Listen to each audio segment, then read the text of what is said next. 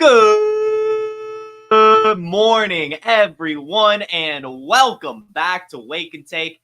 It's your boy Jason, and we've got some football to talk about today.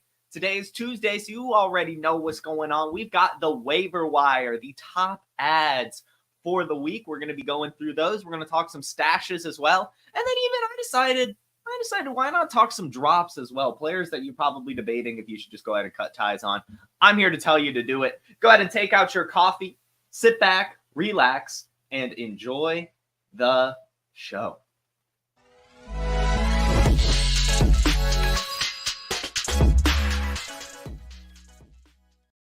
And welcome into the chat, everyone here. Brian, Harry Snowman, our fearless producer, Dustin, Donald, Terminal Sarcasm, Scott, Applied Literature, Ryan, All City 617. Thank you all for tuning in on this momentous day. It is October 1st, the best month of the year. I think it's the best month. It's my favorite month. My birthday's in October. You get Halloween. It's fall. You know, the leaves are changing colors. It's decent temperature out. I don't think anyone complains when it's October, to be completely honest with you guys. It's my favorite month. We're here. My birthday's in this month. We're feeling good. We're feeling great. And it's when football really kicks off as well. Bye weeks are beginning this week as well. It's just a great month. It really is a great month. This is the month that separates the fantasy football casuals and the fantasy football greats, the people who can really grind through their fantasy football season during the bye weeks. That's how you really make a difference. That's how you win your leagues. And that's what we're here for today. Everyone, it's waiver wire time. Let's go. I've got 30 players for you guys to look out for on waivers. Most of them are going to be ads. Some are going to be stashes, depending on your league size and all that. And then also I've got 6 quarterbacks to keep an eye on and 5 players that you can just go ahead and cut ties with that I don't really care about. But before we get into the waiver wire, as usual, we've got to go through some of the injuries that were picked up over the week, as that does affect everything. Okay, just real quick, because we did go over it yesterday, we're going to rapid fire the injuries and what you should be looking out for as a result on the waiver wire. Rashee Rice tore his ACL. Really not too much to look out for. Juju Smith-Schuster, Mecole Hardman, Justin Watson. Unless you're in a deep league, none of those players are really going to be startable. This is going to be the Xavier worthy Travis Kelce show in Kansas City for the most part, and maybe the run game. But I'm not really going to recommend too much for you guys. If you want to throw 3% or something like that on Chiefs wide receivers, I'm not against it. I just don't really think that it's going to end up being someone that you're really comfortable starting unless you're in a really, really deep league. Like for example, guys, I'm really mad at myself. Sunday morning, I do this video. I go live on Instagram. I'm pushing all this content out on PlayerProfiler social media on Sunday. So I actually lost in the Wake and Take Invitational League because I missed a healthy scratch. Anthony Gold, healthy scratch. I would have swapped him for Justin Watson. If I did that, I would have not only won my matchup, but it also would have put me over the top for the median. Instead, I lost the matchup by 1 point and missed the median by 1 point because I kept Anthony Gold in because I totally missed it. So Justin Watson is startable in the 32-team league, Wake and Take Invitational. So if you're in a league like that, you can pick him up. But otherwise, Now, Tyler Beatty, he had a back injury, so it's really going to be the Jaleel McLaughlin, Javonte Williams show. So if Jaleel McLaughlin is available in your PPR leagues, I recommend picking him up. Christian Watson has a high ankle sprain. So we are going to be talking about later in the show, Dontayvion Wicks is one of the better ads of the week. Jonathan Taylor has a high ankle sprain, it looks like. But we know that Jonathan Taylor likes to play through his ankle injury, so hopefully he's okay. But definitely take a speculative ad on Trey Sermon and maybe even Evan Hull. Anthony Richardson, hip injury, but not expected to miss time. But in Superflex leagues, it is worth going out and stashing Joe Flacco just in case. Taysom Hill, rib injury. Not much to take away. Maybe a Jamal Williams flash. We'll talk about Kendre Miller later in the show as well. Malik Neighbors picked up a concussion. Just kind of boosts up Wandale, but Malik Neighbors is going to play. CPAT ankle injury. Nothing really. Jacob Cowing, shoulder injury. Nothing really. Trey Palmer, concussion injury. Nothing really, but I guess if you want, that can maybe boost up some Jalen McMillan shares. But for the most part, no. But those are kind of the injuries that we need to go over. Before we get into the actual waiver wire advice, every single week I've kind of been moving the needle as what I can call waiver wire advice. So we started available in 50% of leagues. Then we went 60% of leagues. Now we're here. I am doing 70% availability or more. Just because as we get through the season, I think you guys kind of know who to pick up as they get added. And also, players become less available. So we're going to do 70% of leagues availability. Using Yahoo as kind of the litmus test, but as you see, we'll go through. We get deep here, so don't worry if you're checking this out and you're like, oh, not in my league. Don't worry, we're getting to your league for sure. We're going to work down based on availability. This should cover everyone. Before we get into it, though, I have a big PSA, as mentioned at the top of the show. Bye weeks are beginning. So this week, the Detroit Lions, the Los Angeles Chargers, the Philadelphia Eagles, and the Tennessee Titans are on bye. Look for any of those like producers from those teams. See if they get dropped this week. I wouldn't be surprised if even in like a shallow league, I'm being honest with you, in a very shallow league. If you are listening to this, you're in a shallow league, Sam Laporta might be dropped. Let's be honest here. In some of those shallower leagues, he might be dropped. So that's someone to keep an eye on the Lions. On the Chargers, see if McConkey, Quentin Johnston, J.K. Dobbins get dropped. On the Eagles, nothing. No one's getting dropped on the Eagles. And then on the Titans, maybe if Tyjae Spears gets dropped, that could be an interesting one. Or if someone decides to get impatient with like a Calvin Ridley or a D-Hop for some reason. But for the most part, you're probably just going to be looking out for Tyjae Spears and maybe Will Levis in Superflex, but things aren't really looking that good for him. So those are kind of the big bye weeks right now that you need to kind of keep your eye on if anyone gets dropped from those teams. And just go ahead and put them on your roster. Even if you're not going to be able to play them this week, you'll be able to play them the rest of the season. Now, to the actual players, again, I mentioned 70% availability, but this player is only available in 69% of leagues, but I felt it was close enough and worth mentioning as they might get dropped. They might get dropped as bye weeks kind of, get going here. You have to kind of cut some ties with the players you didn't really want to drop. So if Trey Benson is available in your league, you should not be. Trey Benson is definitely one of the better stashes this year. James Conner has never played a fully healthy season. And Trey Benson last week just had 9 carries for 50 yards. So he's actually looking like he's kind of getting a little bit more acclimated to the NFL level, able to break off some of those runs, which is what we saw at Florida State. Now we're starting to see it at Arizona. Trey Benson, if he's available, you need to get him. Roschon Johnson, available in 73% of leagues. Definitely looking like the handcuff to roster in Chicago. Things are looking a little bit better there, especially in the run game. This week, he had 7 carries for 26 yards and a touchdown. Last week, he had 8 carries and 4 receptions. So back-to-back weeks with at least 60 yards or whatever, 10 points, basically, about 10 points, 8.6 this week, 10.2 last week. Doing pretty well over the last couple weeks. DeAndre Swift showing some signs of life. The rest of the Bears showing some signs of life. If you've got room for a Roschon Johnson on your roster, go ahead and pick him up. And then Wan'Dale Robinson. I actually am shocked that Wan'Dale Robinson is still available in 73% of leagues, especially in full PPR. This guy is 28th in points per game right now. 11.8, 9.8, 13.1, 18.1. He has multiple games with more than 10 targets now, and he's available? Wan'Dale Robinson, if he's still available in your league, find a new league. But also, what are we doing as a fantasy community? How are we not picking up a player that's getting this type of volume in a PPR formats? Wan'Dale Robinson, available in 73% of leagues. If he's still out there, get him, please. Moving on, Blake Corum, available in 75% of leagues, and it keeps getting lower and lower. People are really giving up on Blake Corum because Ronnie Rivers is getting all the usage behind Kyren Williams right now. But I'm still here to say, still believe in Blake Corum. The process is still the same. It was always going to take a Kyren Williams injury. And I know that there were a lot of people out there suggesting that Kyren Williams and Blake Corum would be in a split and Blake Corum would take over no matter what. That was never going to be the case. Kyren Williams demonstrated last year he's very, very good at football. And they drafted Blake Corum as an insurance if anything happens to Kyren Williams. And the big bull case was if anything happens to Kyren Williams, Blake Corum will look so good in Kyren Williams' absence that it then becomes a split.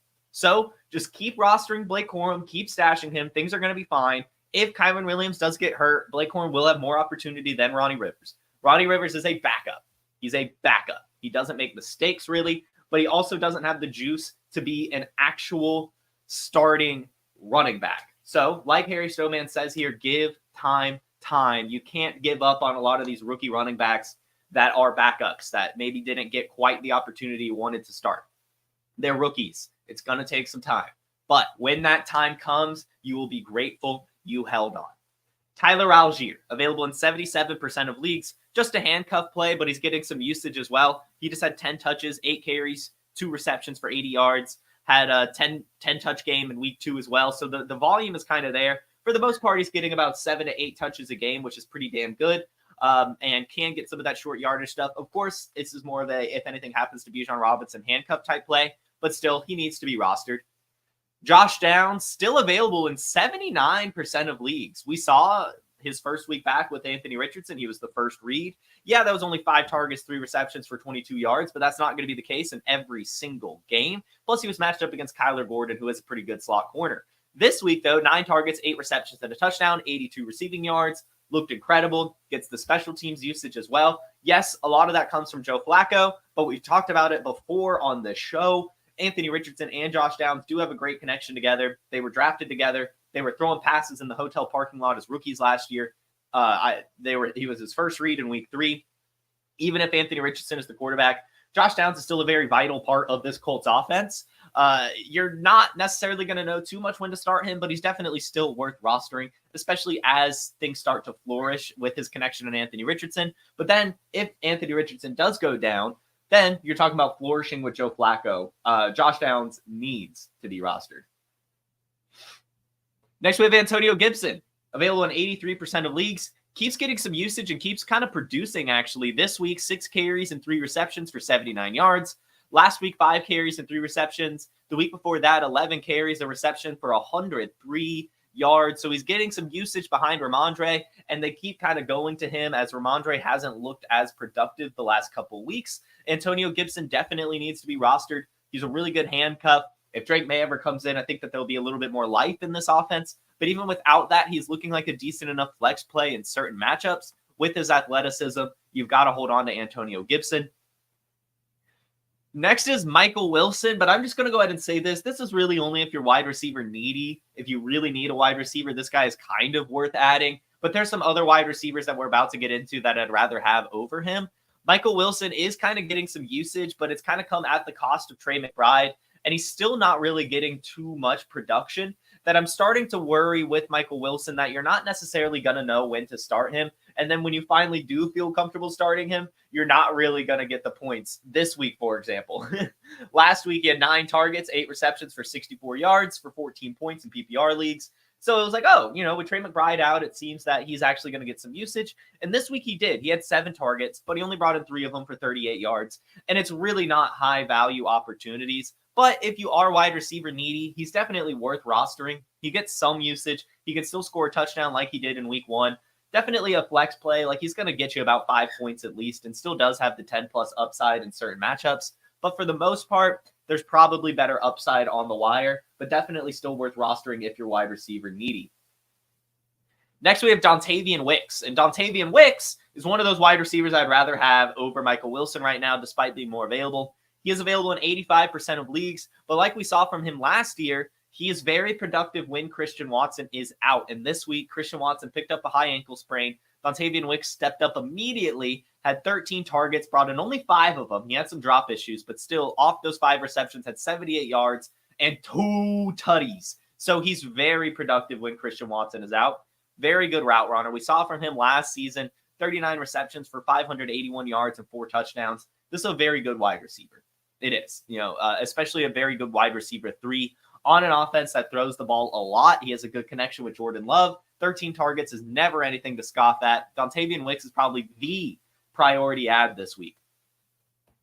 Next, we've got Justice Hill, available in 86% of leagues. This is a player I'm starting to like a lot because you're going to know when to start him. This is interesting. Normally with RB2s, you don't necessarily know when to start him. But the Ravens are being very clear in their usage with Justice Hill. We called him a flex play this week on the Wake and Take Start Sit show, and it worked out really well. And we've seen now what games he will be utilized. It's these shootouts. Kansas City, 8 targets, 6 receptions. Buffalo, 6 targets, 6 receptions. In both of those games, over 10 points. And this week, he had a touchdown. So Justice Hill is definitely worth rostering. And definitely worth flexing in these big shootout games, as they're not really using Derrick Henry too much as a pass catcher.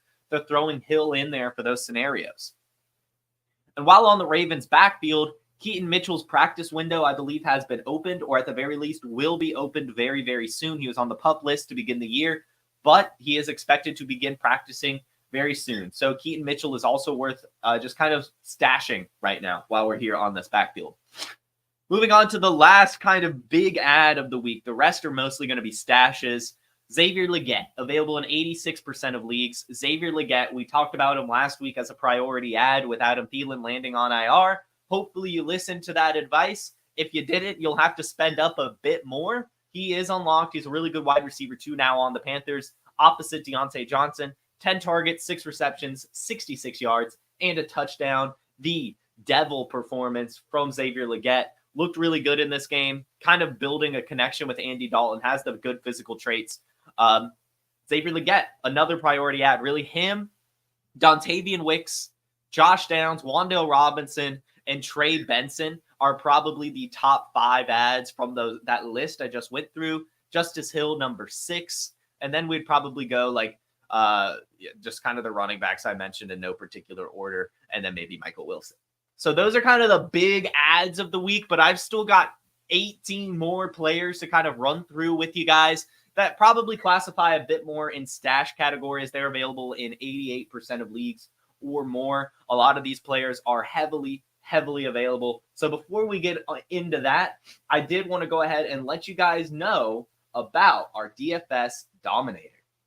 DFS getting harder every year, but we're here to make it easier with the DFS Dominator, because I know a lot of optimizers keep coming out. Oh, our optimizer. What about this optimizer? But that optimizer. Well, we have a cash game optimizer that leverages the projections from Dario, Billy, the award-winning projections at PlayerProfiler.com, and builds the best lineups for cash games that have both upside and stability, because that's what you want. It's a couple clicks, boom, boom, boom. You get the best possible lineup for your cash games. But for tournaments, traditional optimizers don't work. That's why we have a Lineup Genius, which takes you through the process of building lineups the way they should be built. Which quarterbacks you want to be overweight on, then building stacks, then setting run backs, then optimizing, and generating up to 150 lineups that you can easily import into DraftKings, into FanDuel. That's the DFS Dominator. It's only $45 a year, not a week, a year. Just go to Player Profiler, click on the DFS Dominator from the menu, and you won't be sorry. All right, we are back, and hopefully I'm less blurry now. I just saw I had a text. Guys, if I'm ever blurry, please put that in the live chat so I know. I had no idea. I had absolutely no idea. Sorry you had to suffer through that. But please, guys, always let me know. If there's an error going on, let me know. It's not, I will not be offended. Just put it in the chat so we can go ahead and fix that thing. But guys, make sure you get that DFS Dominator. It is really an awesome tool. We put out the projections every Sunday morning, kind of showing the top projected players of the week, as well as building a DFS lineup. And it always performs well on DraftKings and stuff like that. So highly recommend it, guys. Let's get back into the waiver wire. Tank Bigsby is available in 88% of leagues, and this was a player I told you not to drop. After week 1, he had 12 carries for 73 yards, and then picked up a shoulder injury, so he had barely any usage the last 2 weeks while he was recovering. But this week, 7 carries, 90 yards, 9 points, and looking better than Travis Etienne, if I've got to be honest with you. Definitely worth stashing right now. If anything happens to Travis Etienne, he will be a total stud. And yeah, go ahead and get him. Ray Davis as well, available in 89% of leagues. He's getting usage. And I understand that Ty Johnson is also getting some work, but this is similar to the Rams situation where, yeah, Ty Johnson, he's a backup running back. He doesn't make many issues. But if anything happens to James Cook, Ty Johnson's not going to be the starter. Ray Davis is the one with the juice. They drafted him this year for a reason. Very productive at the SEC level as both a runner and a pass catcher. So Ray Davis definitely needs to be stashed right now in case anything happens. Same kind of here with Jalen Wright. Jalen Wright hasn't been crazy productive so far in his limited opportunity behind Devon Achane. But if anything happens to him, he will be utilized heavily. This week, only 2 carries, but he got 17 yards off of him. It's slowly but surely he's going to get utilized a bit more as Raheem Mostert struggles to stay healthy. And as Devon Achane keeps being run into the ground with a bad team, it only becomes more and more likely that we'll still see a little bit of a Jalen Wright breakout. Next, we have Jalen Polk. Jalen Polk, available in 91% of leagues. This is a end of season play. This is like hoping that he can end the year similar to how Amon-Ra St. Brown ended the year in his rookie season. Just a very slow start, but he has a lot of the intangibles, getting some usage. Just had 7 targets against the Niners. I do firmly believe if Drake May comes in for the Patriots at some point this season, which I do believe will happen, that the rest of the pass catchers will be unlocked a little bit more for fantasy. Jacoby Brissett, a little bit more of a game manager, probably a lot more of a game manager than Drake May is. I think Drake May will sling it, and it won't mean anything for wins. In fact, Drake May might not even look good, but lots of volume should kind of be pumped into this offense, and I think Jalen Polk could be a really, really big benefactor of that. So I just want to go ahead and start stashing him for whenever that happens. Only rostered in 9% of Yahoo leagues right now, heavily available. Next, we have Clyde Edwards-Helaire. Clyde Edwards-Helaire is returning to practice this week, or at least expected to. He's available in 92% of leagues and will probably get a good bit of opportunity sending Carson Steele back to the practice squad if he does get elevated and brought off the NFI list. And we saw last year the couple opportunities where he actually had good usage. He was good. In week 3, he had 15 carries and a reception for 12.7 fantasy points. In week 15, he had 13 carries and 4 receptions for 20 fantasy points. So he's done it before. I know he's not the best, but definitely still worth taking a shot on. We know that Kareem Hunt is basically washed. We know that Carson Steele can only fall forward. And we know Samaje Perine is just fine. And while Clyde Edwards-Helaire is also just fine, he still does have the draft capital as well as the trust from his quarterback and the production before in this offense. Go ahead and maybe take a little bit of a flyer if he is available. These next 2 are very important. Kendre Miller, available in 94% of leagues. This one to me is ridiculous. I am actually starting Kendre Miller is one of my biggest acquisitions right now. Alvin Kamara already picking up injuries, Taysom Hill picking up injuries, and Jamal Williams is 30 years old. I know that Kendre Miller is struggling to stay healthy, but he was on the PUP list for a reason. He's about to be activated off of it, and he'll be the backup running back in New Orleans. And if anything happens to Alvin Kamara, Kendre Miller has the all-purpose skill set. We were very, very high on him as a rookie. And I know Dennis Allen kind of dissed him this offseason, but it didn't amount to anything. He still made the damn roster. So Kendre Miller, I think, is being way too disrespected this season. If he's available, you need to pick him up. And I recommend trading for him too. He is a handcuff plus on this offense. You need to get him. The future is still really good for Kendre Miller. Pick him up while you can. And same with Marshawn Lloyd. Marshawn Lloyd, struggling to stay healthy, landed on IR, but in a couple weeks, he's going to be the backup running back again. And he just has so much more juice than Emmanuel Wilson. He's the one with upside on this offense. He can catch some really good passes. They should have put him on IR originally. He was already trying to play through an injury, and they pushed him back too soon. And he pushed him back too soon as well, himself back. We talked about it. I said I didn't really like the way he's pushing it, saying that he plays through injuries because he's a warrior and stuff like that. I don't want to hear that, really.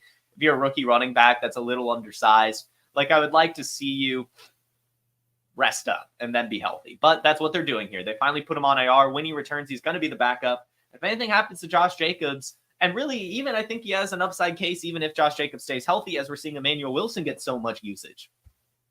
Marshawn Lloyd needs to be rostered.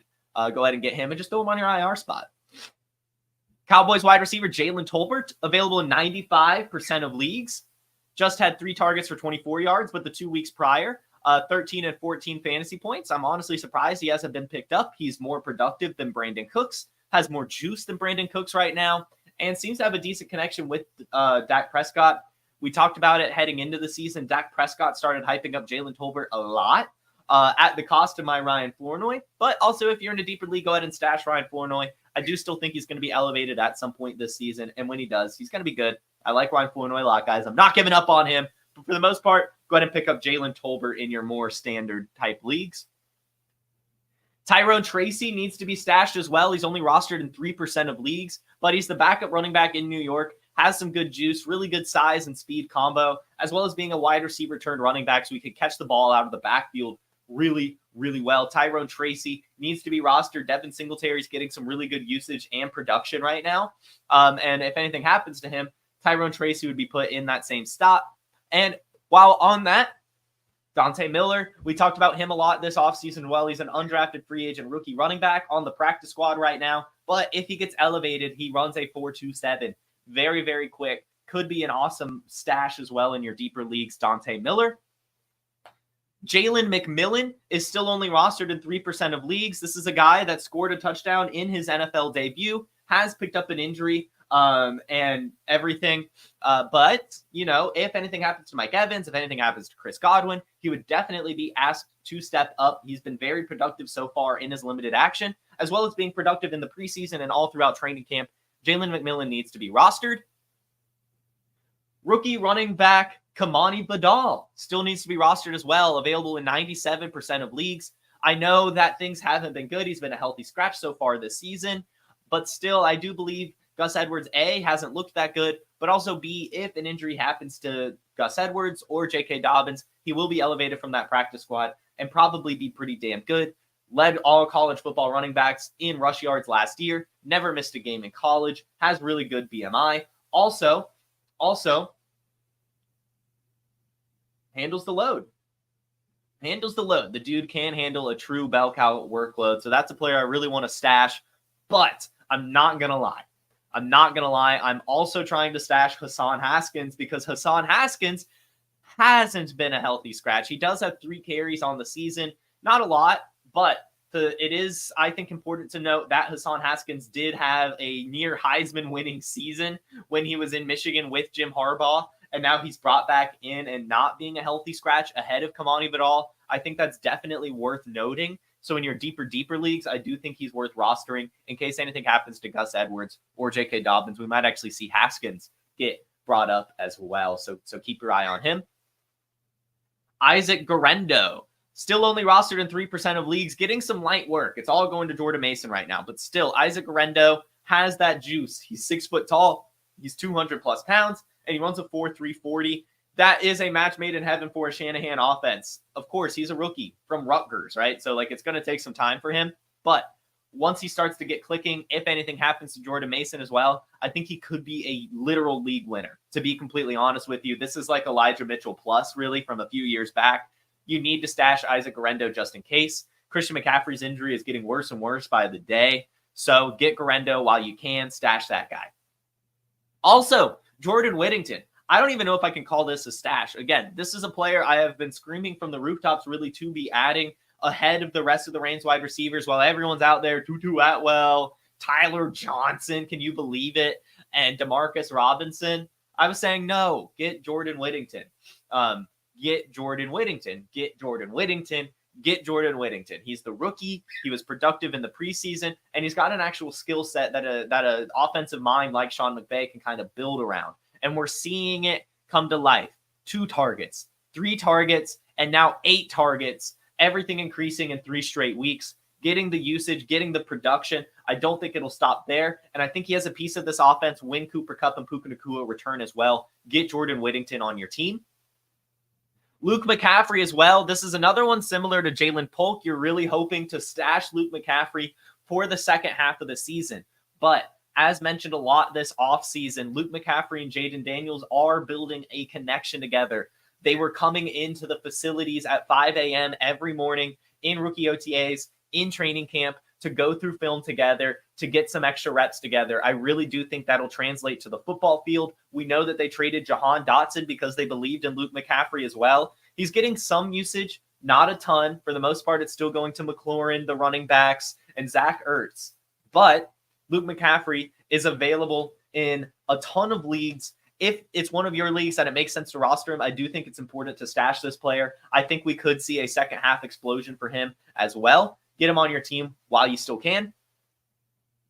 The next 2 are interesting because these were 2 players that were not available in most leagues. We're getting drafted in a lot of them, and that is Roman Wilson. Roman Wilson available in 98% of leagues. Keeps being a little bit of a healthy scratch, which is a concern. But Van Jefferson is doing absolutely nothing. I think that at some point Roman Wilson will be elevated. He was so good at the Senior Bowl, guys, and so good at Michigan. He is an athlete on top of being just a pro's pro.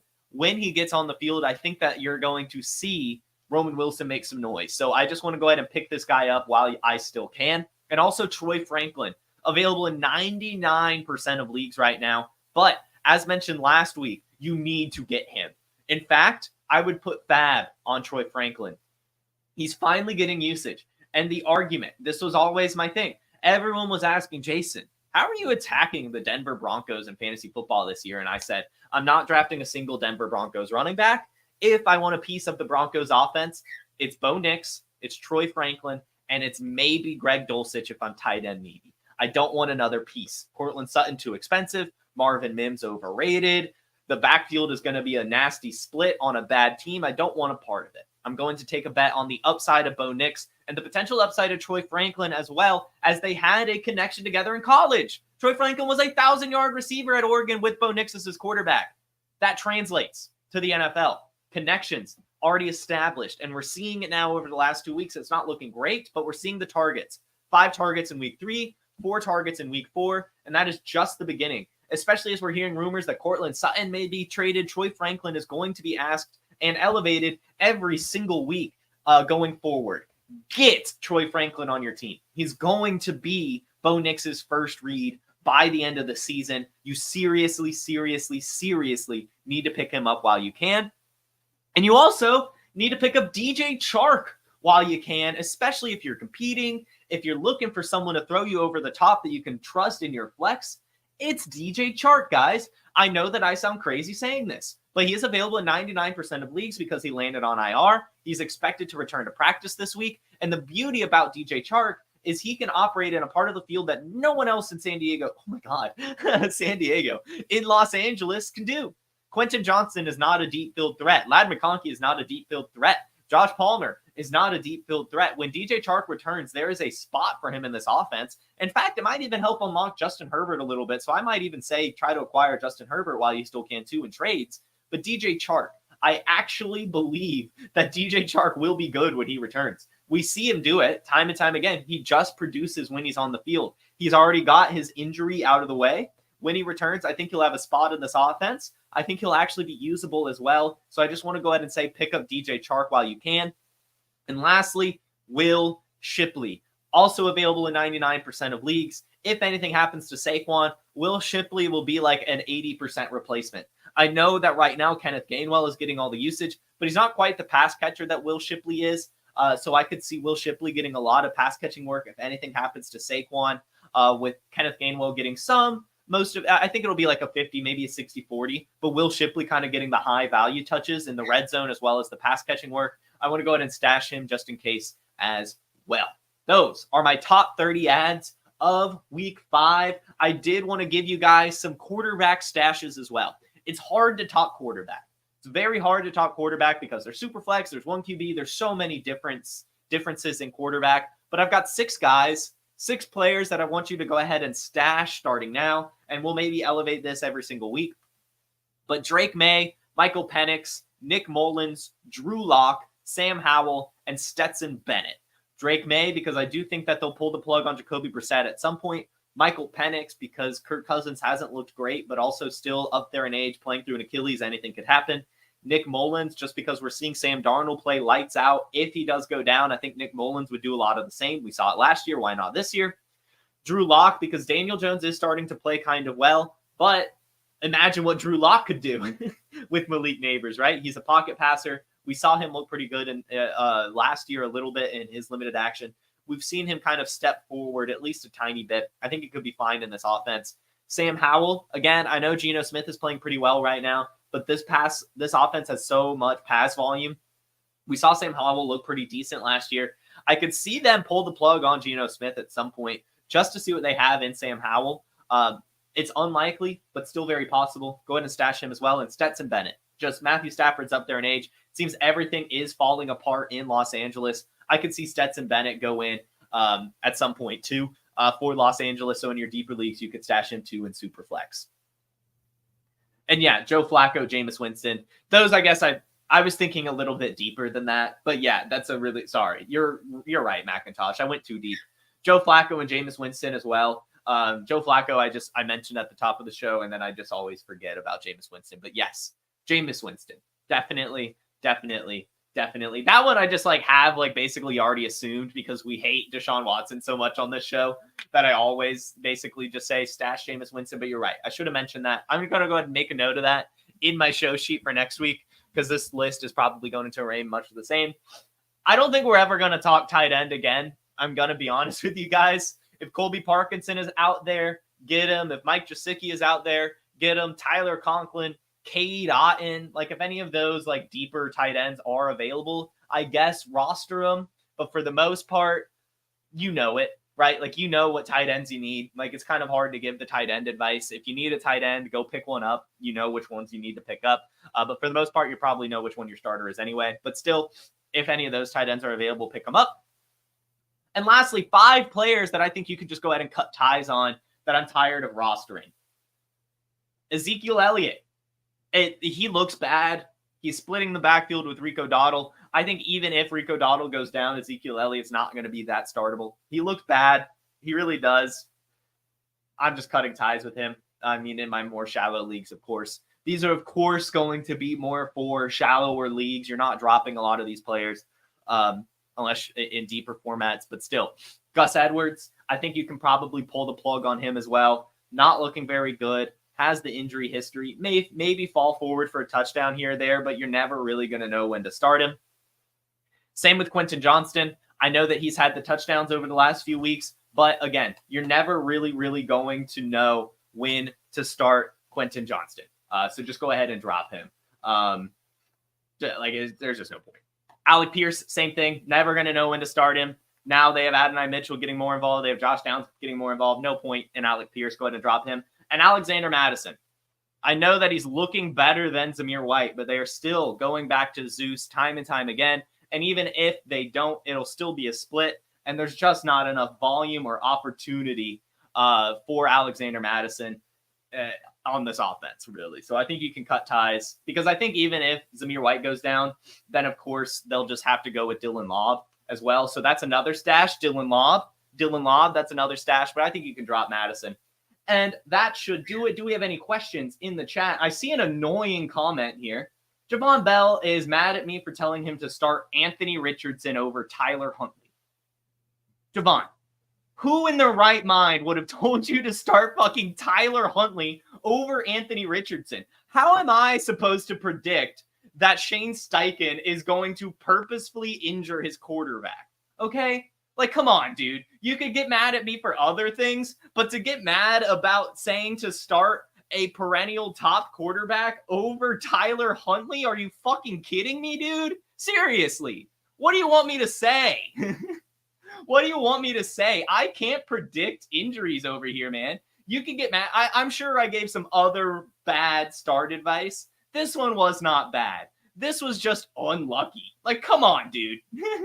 Like, come on, man. That one's ridiculous. I mean, come on. That's just, dude.